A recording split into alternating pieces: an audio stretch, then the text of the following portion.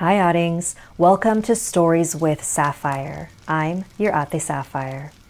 Did you know there's a doll in Japan named Okiku whose black hair grows like a living human's? The following story was inspired by this real-life mystery. And now, it's story time.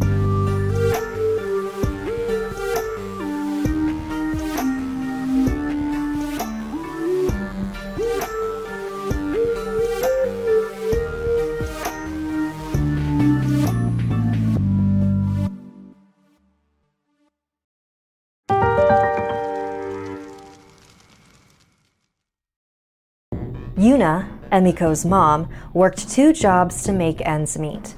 Fortunately, she was able to work from home. Unfortunately, it meant Emiko was left alone most of the time, so Yuna gave her a beautiful doll to keep her company. Emiko named it Okiku and treated it like the sister she never had. Yuna was overjoyed to see that her daughter had taken such a liking to the toy. Those two were inseparable. Emiko brought it on trips to the grocery store, she slept with it at night, she would even seat it at the table for dinner. At first, Yuna thought it was cute when Emiko asked for a separate meal for Okiku.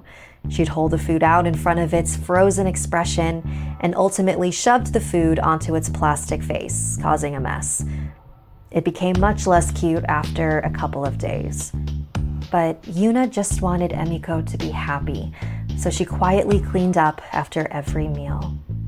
One night during bath time, Emiko brought Okiku into the tub with her.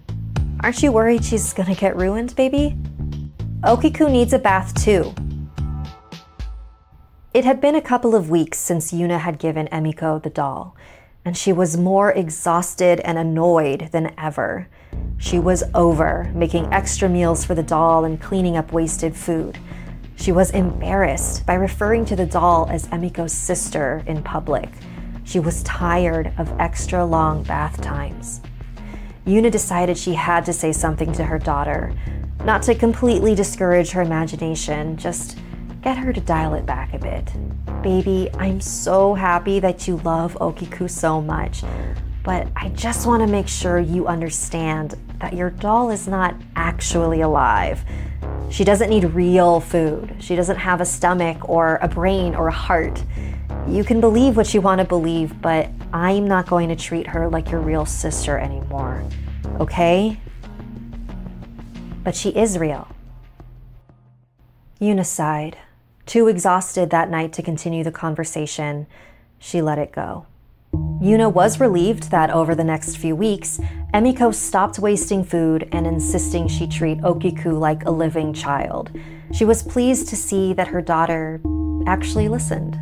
When Yuna was tucking Emiko and Okiku in for the night, she noticed something different about the doll. Its hair, once a shoulder-length bob, was now down to its feet. "I told you she was real." Yuna convinced herself that she was just overworked and remembering the doll inaccurately. There's no way the hair actually grew. Then, over the next few days, Yuna started noticing other new details about the doll. It now had fingernails and teeth. While working her second job one night, she couldn't stop thinking about Okiku. She walked out of her room and into Emiko's, where she found her on the ground covering the doll in bandages. Yuna stomped over and grabbed it from her. "Careful, she's sick!" To Yuna's utter shock, there was blood seeping out from underneath the bandages. Now the doll was bleeding? She hastily unwrapped the doll and found a flap in its back. She peeled it open. Stuffed inside the cavity of the doll was someone's heart. "I gave her a heart, Mommy, and everything she needs to be real. Can we go back to calling her my sister again?"